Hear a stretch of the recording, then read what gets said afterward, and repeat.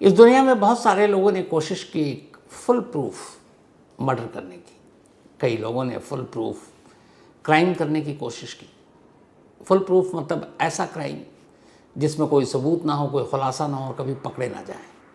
बहुत सारे कातिल और मुजरिम इस कोशिश में कामयाब भी रहे, लेकिन ज़्यादातर नहीं हो पाए। आज की कहानी एक ऐसे स्टूडेंट की है जो पीएचडी कर रहा था, गोल्ड मेडलिस्ट, पूरा एकेडमिक करियर शानदार, बेहतरीन तेज दिमाग, पढ़ने में लाजवाब, और उसे एक कत्ल करना था। और उस कत्ल के लिए उसने कत्ल से पहले और कत्ल के बाद जो प्लानिंग की, खुद इस केस की जांच करने वाले जो इन्वेस्टिगेटिंग अफसर थे, पुलिस वाले, वो भी दंग थे उसके ज़हीन दिमाग पर। इस कहानी की शुरुआत होती है 30 मई 2016 को। 30 मई 2016 को कर्नाटक के हुबली इलाके में एक खेत में एक लाश मिलती है। कुछ किसान उस रास्ते से गुजर रहे थे। खेत के बीच में कुछ कच्चे रास्ते थे जहाँ से अमूमन लोग कम गुजरते थे, और उस वक्त कुछ बारिश भी हुई थी तो उधर से कम जा रहे थे। लेकिन एक रोज़ एक किसान गुजरा और उसने देखा कि एक लाश जो बुरी तरह ख़राब हो चुकी है, आधी ज़मीन के अंदर आधी बाहर। उसने फ़ौरन पुलिस को खबर दी। पुलिस मौके पर पहुंचती है। लाश की हालत सचमुच ख़राब थी, कपड़े भी गल चुके थे। लेकिन हैरत की बात यह थी कि उस लाश के गले में एक सोने का चेन था जिस पे एक लॉकेट था। उस लॉकेट पे डबल ए लिखा हुआ था। इसके अलावा और कोई प्रूफ नहीं, कोई सबूत नहीं, आसपास कोई फ़ोन नहीं मिला। पुलिस ने लाश को कब्जे में लिया, मॉर्चरी भेज दिया। इन्वेस्टिगेशन शुरू हुई। वक्त बीतता रहा, कोई क्लू नहीं मिला। आसपास के जितने पुलिस स्टेशन, सब जगह मिसिंग कोई ऐसे ही रिपोर्ट दर्ज हुई है, उसको भी खंगाला गया, लेकिन कोई फ़ायदा नहीं। पुलिस बिल्कुल अंधेरे में। लाश किसकी है, मरने वाला है, मरने वाली कौन है, क्योंकि उसको देखकर ये रिपोर्ट से पता चल गया कि ये किसी फीमेल की लाश है जिसकी उम्र करीब 20 से 25 साल के दरमियान है। अब पुलिस हर तरफ से कोशिश कर रही है, लेकिन कोई फ़ायदा नहीं, कोई सुराग नहीं। 30 मई को ये लाश मिली थी। उसके बाद जून, जुलाई, अगस्त, सितंबर 4 महीने बीत गए, कुछ फ़ायदा नहीं। तभी अक्टूबर का महीना आता है और 24 अक्टूबर को एक शख्स जिनका नाम गिरिधर, वो पुलिस स्टेशन पहुंचते हैं और कहते हैं कि उनकी बेटी लास्ट 29 अक्टूबर 2014 से गायब है। 29 अक्टूबर 2014, और रिपोर्ट लिखाने अब वो आ रहे हैं 16 में। पुलिस ने पूछा कि इतने महीनों से आपकी बेटी गायब है, इतना टाइम क्यों लिया? उन्होंने कहा हमने हर तरफ ढूंढा, फिर ये हुआ कि पुलिस तक जाएंगे तो ख़ानदान तक बात जाएगी, पड़ोसियों तक बात जाएगी, जवान लड़की है, बेइज्जती महसूस होगी, बदनामी होगी, इसलिए हम अपनी तरफ से ढूंढ रहे थे। फिर ये लगा था वो कहीं चली गई होगी। लेकिन अब जब इतने महीने बीत गए तो हमें कुछ लगा कि गड़बड़ तो नहीं, और इसीलिए रिपोर्ट लिखाने आए। अब लाश मिलने के कई महीने के बाद पता चला कि जिस लड़की की लाश मिली थी उसका नाम अर्पिता है। अर्पिता एक बीएससी की स्टूडेंट एग्रीकल्चर में पढ़ाई कर रही थी, ठीक ठाक थी पढ़ाई करने में, और वो इसी हुबली सिटी में पढ़ाई कर रही थी, ग्रेजुएशन बीएससी सेकेंड ईयर की स्टूडेंट थी। अब लाश किसकी है तो पता चल गया, लेकिन अर्पिता का मोबाइल नहीं मिला। खैर उसका नंबर घर वालों से पता चला। अब उस नंबर के कॉल डिटेल रिकॉर्ड निकाले गए, उस कॉल डिटेल को शॉर्टलिस्ट किया गया और उसको छाना गया। जितने भी उसके कॉलेज के दोस्त थे, रिश्तेदार थे, पड़ोसी थे, जिन जिन लोगों से मिलना जुलना था, हर एक से पूछताछ की गई, लेकिन कोई फ़ायदा नहीं हुआ। कोई ऐसे नंबर जिस पे कुछ डाउट हो, कोई कामयाबी नहीं। पुलिस तफ्तीश करती रही, हाथ अब भी कुछ नहीं लगा है। इसी बीच में होता यह है कि 2015 में एक कत्ल होता है MM कलबुर्गी। ये बहुत ही मशहूर केस था। वाइस चांसलर कन्नड़ यूनिवर्सिटी के हम्पी, इनका कत्ल हो गया था, MM कलबुर्गी का। ये मामला बड़ा पॉलिटिकल इशू हो गया, तो ज़्यादातर पुलिस फोर्स इस केस को सुलझाने में लग गई। अब इस केस के चक्कर में, क्योंकि बेंगलुरु और ये सारी जो अर्पिता का केस था वो हाशिए पे चला गया, एक लंबा वक्त लगा कलबुर्गी साहब के कत्ल के केस को सुलझाने में। अर्पिता का केस ठंडे बस्ते में रहा। फिर वो केस शांत हुआ तो अब पुलिस दोबारा से इस केस की तफ्तीश में जुटती है। 30 अगस्त 2015 को बल्कि कत्ल हुआ था कलबुर्गी साहब से, तो उसमें ये जांच चल रही थी। अब पुलिस फिर से जांच करती है, खंगालती है कॉल डिटेल रिकॉर्ड, इतने लोगों से पूछताछ हुई, कोई फ़ायदा नहीं। फिर एक एक करके सारे दोस्तों से पूछताछ होती है। इन्हीं दोस्तों से पूछताछ के दौरान जब बातचीत हुई तो कॉल डिटेल रिकॉर्ड और के हिसाब से और पुराने दोस्तों के हिसाब से जो लिस्ट निकाली पुलिस ने, तय किया कि एक एक दोस्त से बात करेंगे। उनमें से एक दोस्त का नाम आया अरुण। अभी अरुण नाम का जो दोस्त था, इसके नंबर कॉल डिटेल रिकॉर्ड में भी थे अर्पिता के, पर अरुण हुबली में नहीं बल्कि बेंगलुरु में पढ़ रहा था और वो उस वक्त पीएचडी कर रहा था। ग्रेजुएशन में कभी अरुण और अर्पिता एक साथ पढ़ा करते थे एग्रीकल्चर यूनिवर्सिटी में, लेकिन फिर बाद में वो कॉलेज से निकल गया और अर्पिता शायद फेल कर गई तो वो थोड़ा पीछे रह गई। उसके बाद उसने अपनी पढ़ाई जारी रखी। तो धीरे धीरे दोनों में थोड़ी सी दूरी भी आई क्योंकि शहर बदल गया, लेकिन फ़ोन पे बातचीत होती रहती थी। तो उसी फ़ोन से और दोस्तों से अरुण की भी सच्चाई सामने आई। पुलिस ने अरुण से पूछताछ की। अरुण से कुल 4 बार पुलिस ने पूछताछ की। 4 बार जब पूछताछ की तो अरुण का जवाब हमेशा यही था कि वो और अर्पिता एक अच्छे दोस्त थे, शुरुआत में एक कॉलेज में थे, लेकिन फिर कॉलेज बदल गया, मैं निकल आया बेंगलुरु, वो रह गई हुबली में, पर हमारे बीच सिर्फ दोस्ती थी, कोई ऐसा इश्क मोहब्बत की बात नहीं थी। पुलिस ने उनसे पूछा कि अच्छा आप कब कब कहाँ थे, क्योंकि ये जो 30 मई को लाश मिली थी उसके इर्द गिर्द की तारीख, उससे पहले की तारीख में कहाँ थे। तो उसने कहा कि मैं बेंगलुरु में अपने रेंट के रूम में था जहाँ मैं पढ़ाई करके रहता हूँ और दिन में कॉलेज में था।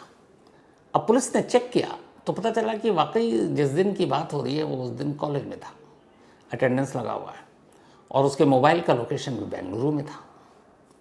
4 बार पूछताछ, उसने सारे सवालों के जवाब और लगभग हर बार सवालों के जवाब एक ही तरह से वो देता रहा। अब धीरे धीरे वो शक के राडार से गायब हो गया, लेकिन इधर अर्पिता का कोई कातिल नहीं मिल रहा है। पुलिस परेशान, सारे घोड़े खोल दिए, कोई सुराग नहीं। इधर उधर हाथ मारती रही पुलिस। फिर अफसर भी चेंज हुए। फिर जब अफसर चेंज हुए तो उन्होंने फिर से कॉल डिटेल रिकॉर्ड को खंगालना शुरू किया बारीकी से कि शायद इसी से कुछ क्लू मिले। तो जब उन्होंने कॉल डिटेल रिकॉर्ड खंगालना शुरू किया तो अचानक एक जगह पर एक चीज़ पे नज़र पड़ी और वो चौंक उठे। वो इसलिए चौंक उठे कि अर्पिता जब गायब हुई थी, उस गायब होने से 2 दिन पहले तक अर्पिता के मोबाइल पर एक भी कॉल अरुण का नहीं था, बल्कि अर्पिता ने उसको कॉल किया, अरुण ने कॉल नहीं उठाया। अर्पिता ने उसको मैसेज किए, उसने मैसेज के रिप्लाई नहीं किए।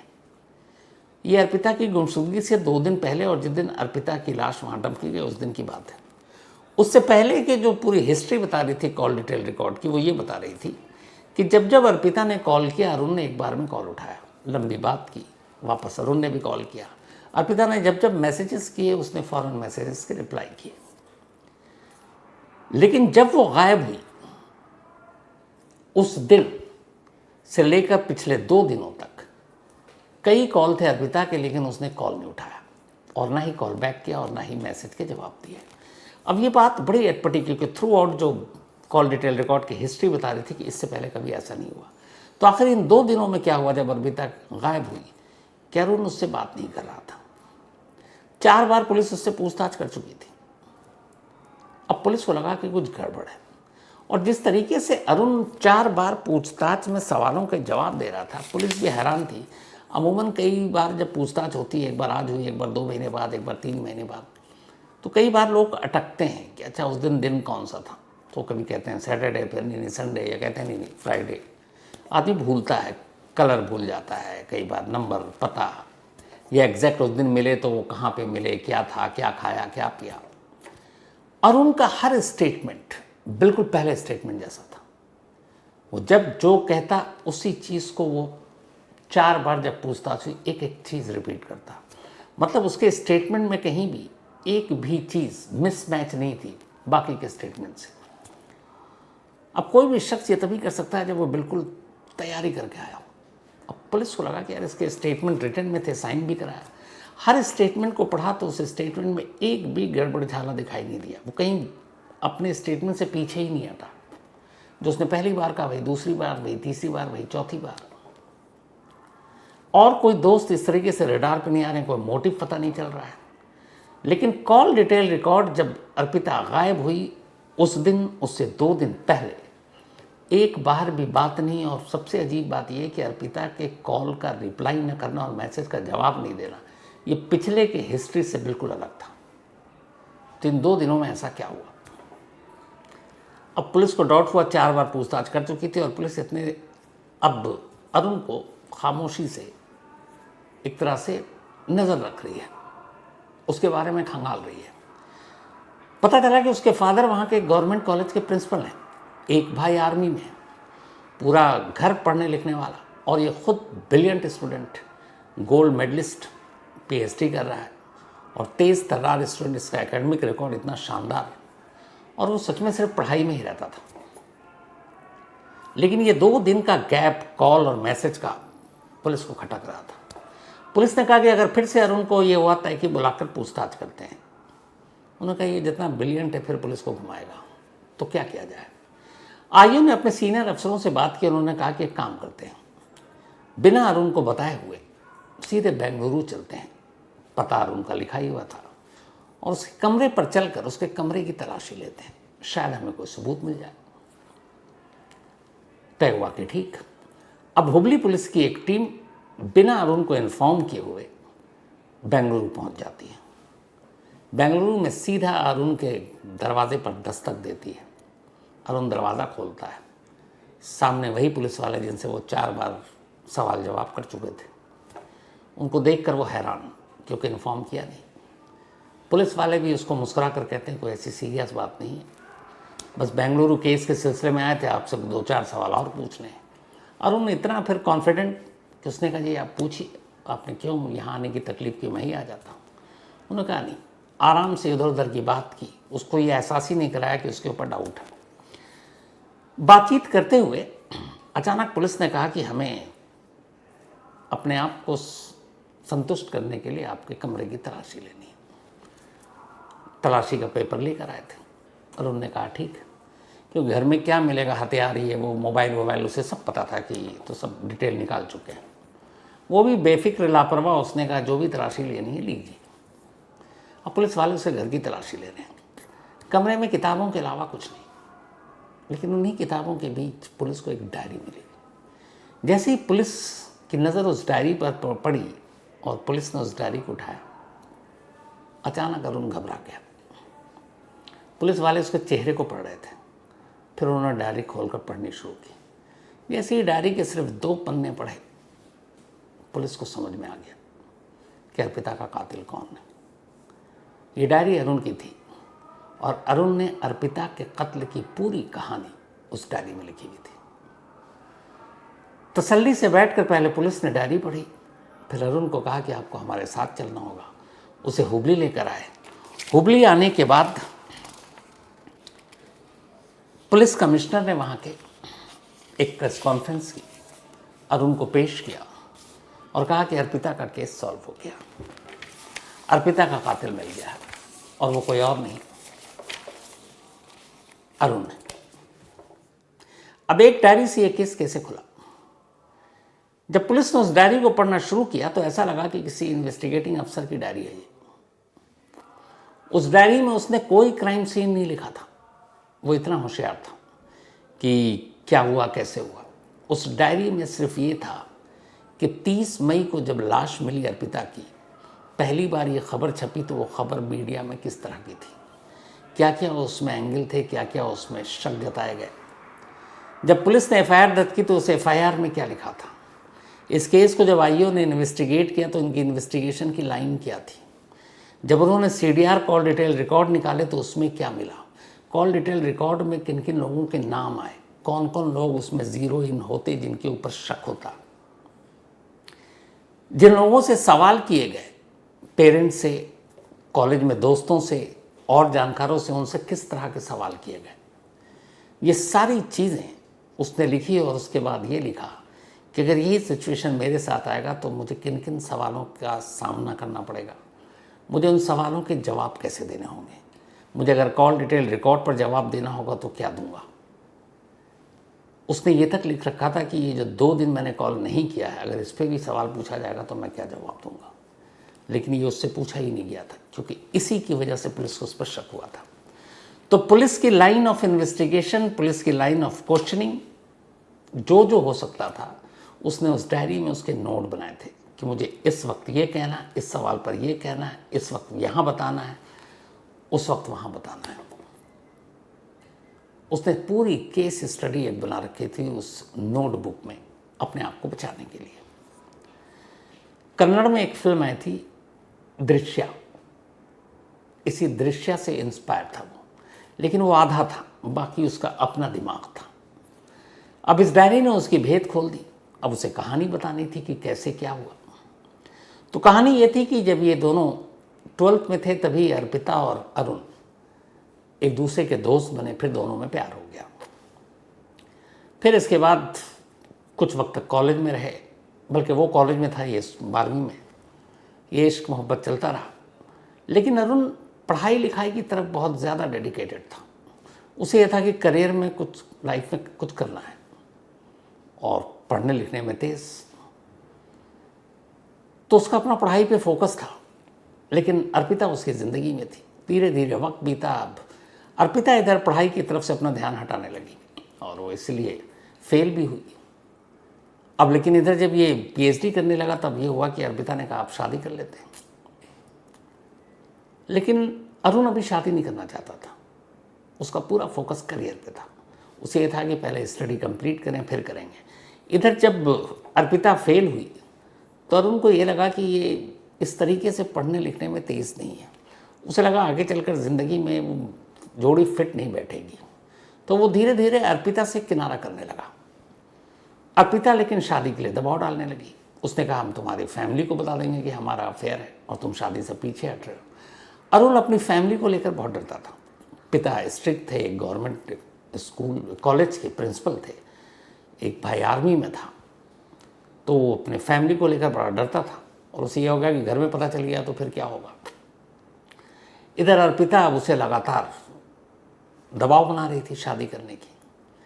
इन सब के बीच में वो इतना तंग आ गया कि उसने फिर ये तय किया कि वो अर्पिता को रास्ते से हटा देगा ताकि ये बात किसी को पता ना चले।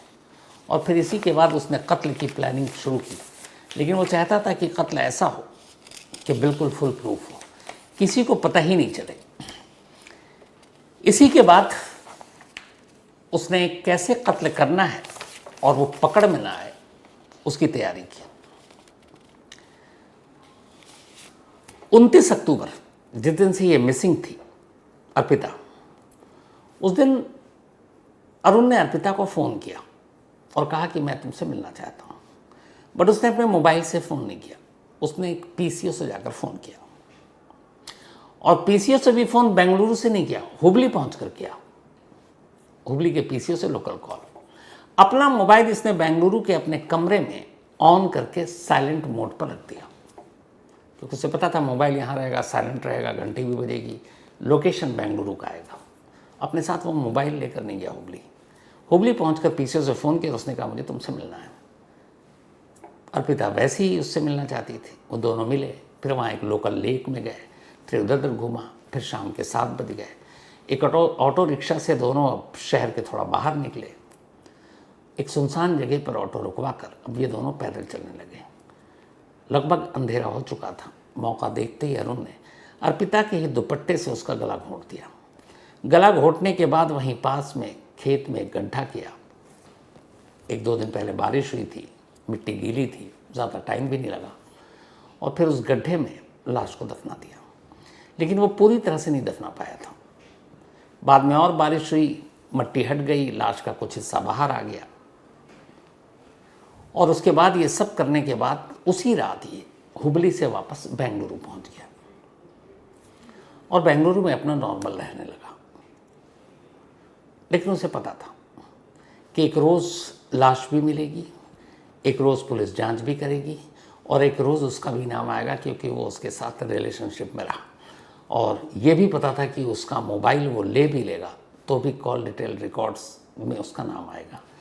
तो मोबाइल अपने साथ ले गया, वो मोबाइल को फेंक दिया उसने नदी में, लेकिन सिर्फ मोबाइल फेंका था, पिछले कॉल डिटेल रिकॉर्ड तो वो फेंक ही नहीं सकता था, न मिटा सकता था। तो ये सब करने के बाद भी उसे इतना यकीन था कि एक रोज़ पुलिस इस लाश को निकालेगी, ये पुलिस तक लाश पहुंचेगी और इस कत्ल की कहानी खुलेगी, और उस कत्ल की जांच में वो भी आएगा, और उसी की तैयारी उसने शुरू की। 1.5 साल तक तैयारी करता रहा, हर डायरी पे आने वाले वक्त में क्या होगा, कैसे होगा, नोट करता रहा, लिखता रहा। लेकिन सिर्फ उसकी एक खुद के बचाव के लिए जो चालाकी थी कि मोबाइल रखा, लेकिन 2 दिन तक कांटेक्ट नहीं किया।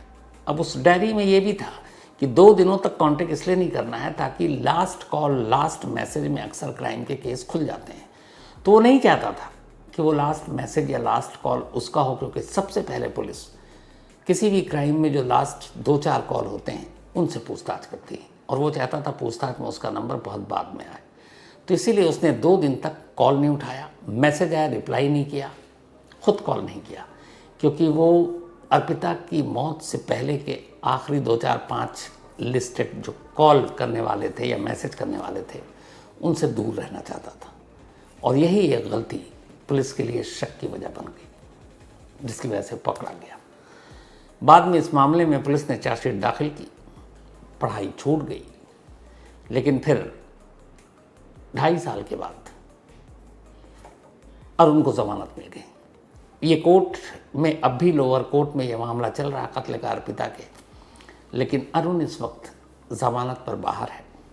लोअर कोर्ट के फैसले का इंतज़ार है, फैसला शायद अब जल्दी आ जाए, इस बात की उम्मीद है। तो ये थी कहानी एक ऐसे कातिल की जो पुलिस से 2 कदम आगे रहना चाहता था, लेकिन वही होता है कि कई बार छोटी छोटी गलतियां भी आपके सारी जो प्लानिंग है उसके धज्जियां उड़ा देती हैं।